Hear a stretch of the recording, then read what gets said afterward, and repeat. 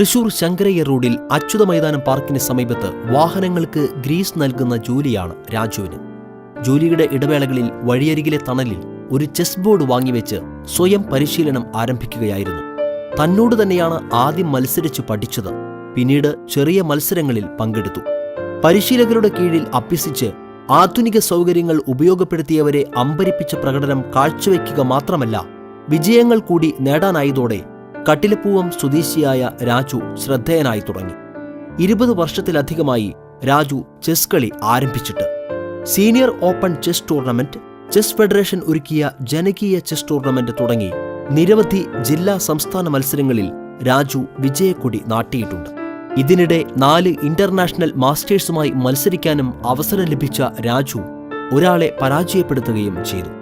കേരളത്തിലെ ഒട്ടുമിക്ക ടൂർണമെന്റുകളിലും പങ്കെടുക്കുകയും ജേതാവാകുകയും ചെയ്തിട്ടുള്ള ഇദ്ദേഹം ഈ മാസം 14-ന് ഉത്തർപ്രദേശിൽ നടക്കുന്ന ദേശീയ ടീം ചെസ് ചാമ്പ്യൻഷിപ്പിൽ പങ്കെടുക്കാനുള്ള ഒരുക്കത്തിലാണ്.